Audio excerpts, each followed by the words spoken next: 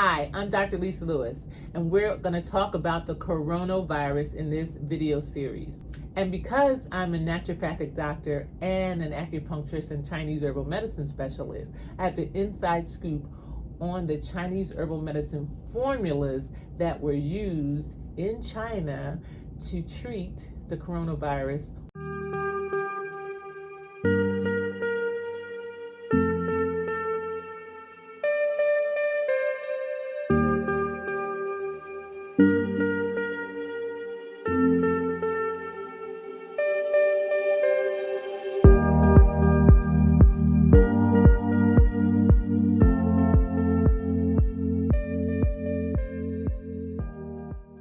This is a 3-video series all about the coronavirus. Contrary to popular belief, this coronavirus is not new. It is not a new virus.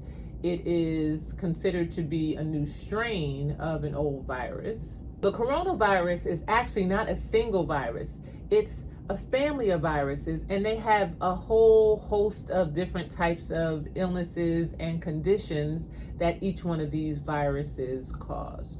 So know that the coronavirus can display a number of different symptoms, anything from a common cold all the way to the flu, really maybe a severe form of the flu, up to what we call the Middle Eastern respiratory syndrome or Middle Eastern respiratory disease. I mean, up even including like pneumonia and bronchitis and things of that nature. So how are you going to understand and recognize what this coronavirus is? Remember SARS back, I think it was maybe a decade or so ago?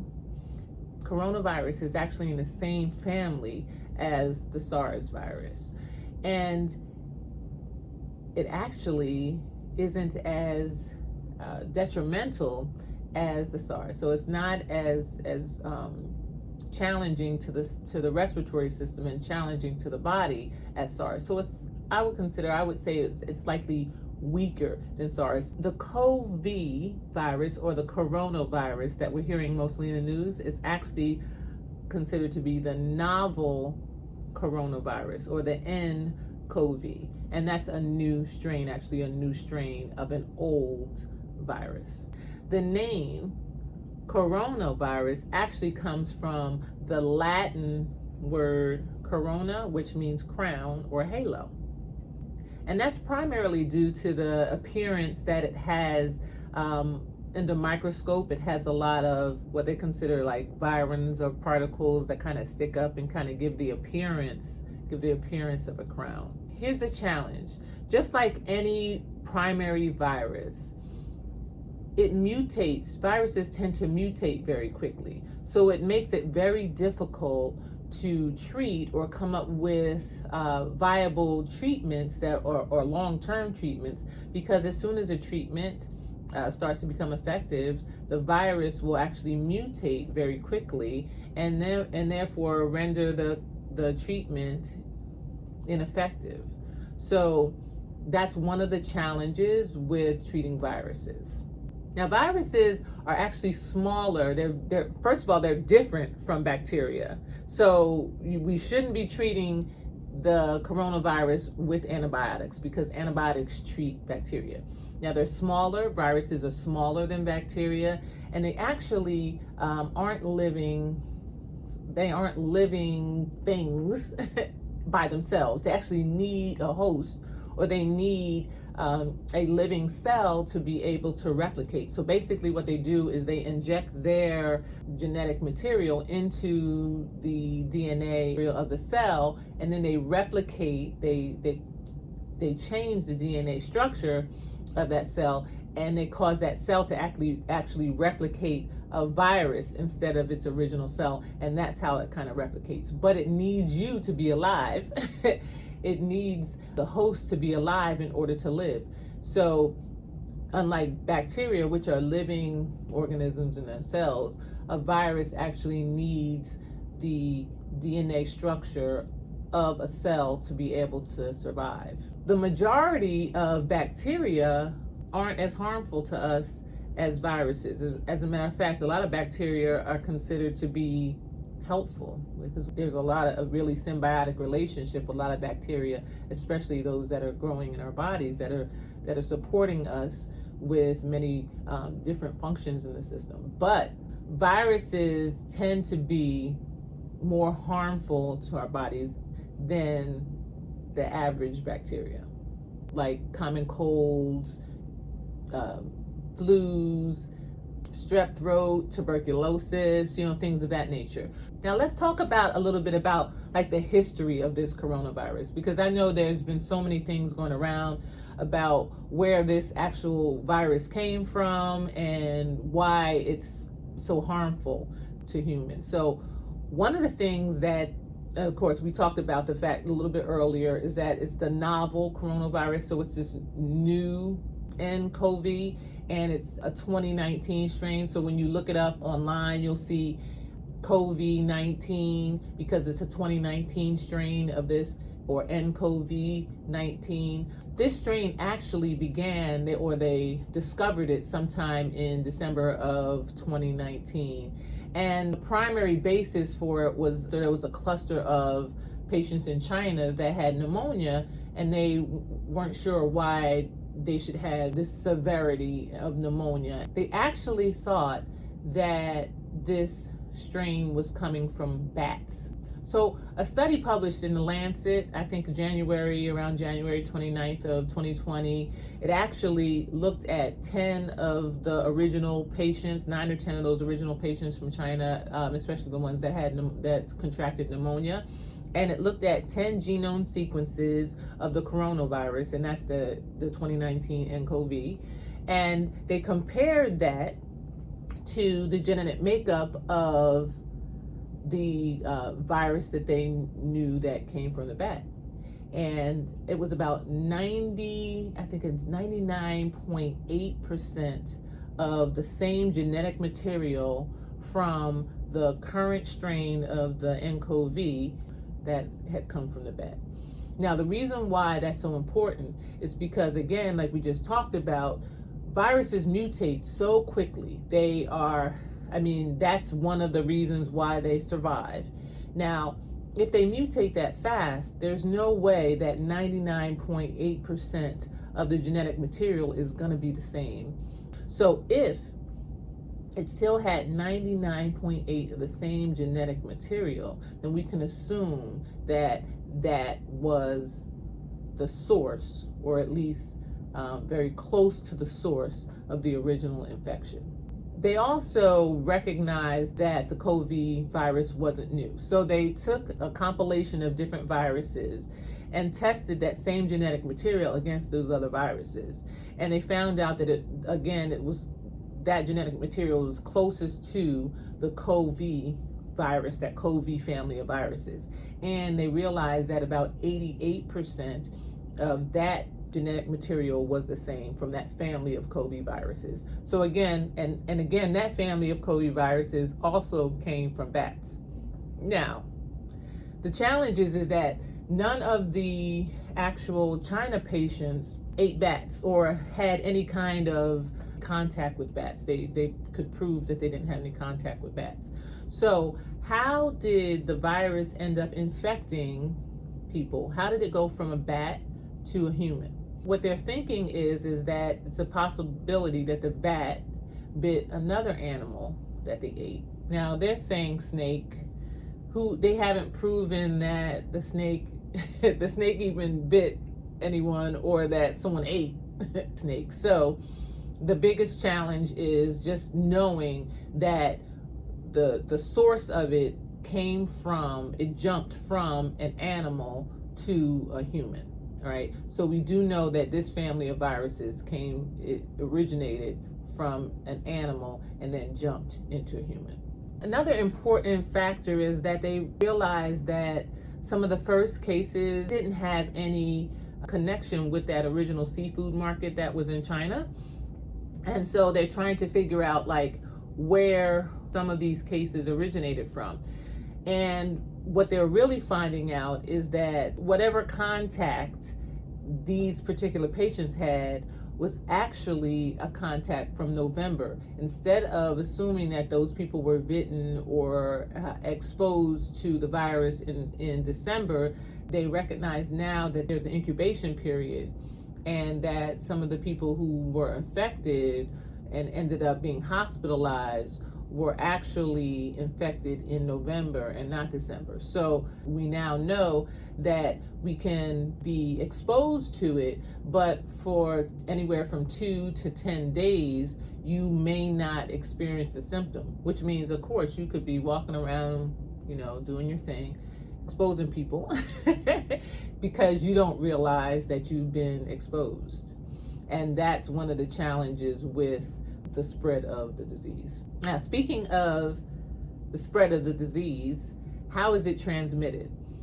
What they're determining is that it is an airborne disease, but it can be transmitted through saliva droplets, like if you sneeze or you cough, goes into the air or onto surfaces. You can actually inhale the air with the virus in it, and then it dodges into your lungs and then starts to incubate in your lung. So hygiene is going to be exceptionally important. Viruses can't really live on surfaces that aren't alive, right? So if we touch a surface that someone touched or sneezed on or left a virus on, we can assume that contact surfaces is also another way to contract the virus. So cleaning up the surfaces with antiseptics and things of that nature, making sure you don't touch a surface and then touch your face or put your fingers in your mouth or in your eyes.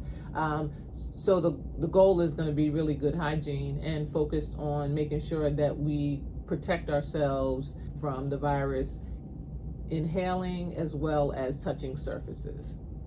So what are some of the symptoms associated with coronavirus? This is the challenge because the symptoms really aren't much different from the common flu or cold. So you can end up with a cough, fever, what we call lethargy or fatigue, malaise, where your body's just plain exhausted, right? You can have shortness of breath, runny nose, body aches. You could just not feel well, just have that feeling of not feeling well. And then a secondary side effect could be headache. So here's the challenge. That's no different from most conditions, right? That most people would have. Now, if you have a compromised like lung respiratory history, asthma, bronchitis, emphysema, COPDs, heart disease, if you have significant health challenges or your immune system is deficient, it might jump from those primary symptoms to bronchitis or pneumonia. But in general, most of the symptoms are going to be similar to the flu. So if you have a cough, it'll probably be something that's really persistent and it could be dry, could be painful, depending on how much mucus you have, but probably the type of cough that's going to keep you awake. Your sore throat is going to be mostly because of the inflammation in your lungs, but it's going to present as a very significant scratchy type of throat. I would say the fatigue, I always think of fatigue and lethargy and, just the difficulty getting around and feeling exhausted as a blessing and a curse. So yeah, your body doesn't want to do anything. It's working really hard to fight off this infection. So since it's working so hard to fight off the infection, it doesn't really want to do a whole lot of other work. Now, the fact that it tells you not to do anything and is trying to tell you just stay in the bed, relax, I consider that to be a blessing, because if we don't feel well, one of the biggest challenges is that we tend to try to go and do as opposed to resting. So although fatigue and lethargy is a symptom, I consider that to be not necessarily a bad thing. Now, the other thing that I don't consider a bad thing is the temperature. Now, you're going to experience a fever, but the fever is the way the body burns off, tries to kill off infection. So it's trying to kill that virus. The last thing you want to do is to take something to reduce your fever or your temperature, because your body needs to run hot in order to make the environment inhospitable for the virus. So just make sure that your temperature doesn't go too high. Of course, 104, 103, you're gonna go to the hospital or go to the doctor's office. But if you're keeping a moderate fever, don't be afraid of the fever. Just let your body maintain that fever so it can create an environment where the bacteria, or in this case, the virus, won't grow. All right. I always say, if you're dealing with a lung challenge, when you're having difficulty breathing, especially that rattling sound, if you have really rapid breathing and you feel like you can't get enough air, especially if you're suffering from asthma and any kind of other respiratory challenges, you definitely want to go directly to your doctor or to the emergency room, to the hospital. The real challenge is when you see, and if you see your lips turn blue, because that's when you're not getting enough oxygen into your body, and that's immediately go to the emergency room. Now, the headache, again, that could be any number of symptoms, but a lot of times it's because of the pressure in your sinuses and the mucus. And so headache can be a secondary condition. It doesn't necessarily have to be a primary condition of the flu or of the coronavirus infection. But since the headache is usually going to cause significant pain, pressure, probably difficulty sleeping, you'll want to probably take something to reduce the pain, but I encourage you to minimize that and do more work on trying to drain the sinuses, because usually the pressure is causing the pain, not necessarily any kind of vascular headache or so. All right. So fever, gonna help your body maintain the fever. If you have a cough, you're not going to take an anti-cough remedy like a cough suppressant, because your body needs to pull and get it's coughing to get everything out of your body. So again, we're going to talk about the different types of formulas and things that you should take to treat the cough, but we don't want to suppress the symptoms, because we need what's coming out from the cough. We need that to come out, but we don't want you coughing all night so you won't be able to go to sleep. With the symptoms being so normal or common, as far as common colds or relation to flus, how do you know, and how would you know whether or not you actually are experiencing coronavirus or just a common cold or flu? So the main issue would be kind of contextual or situational.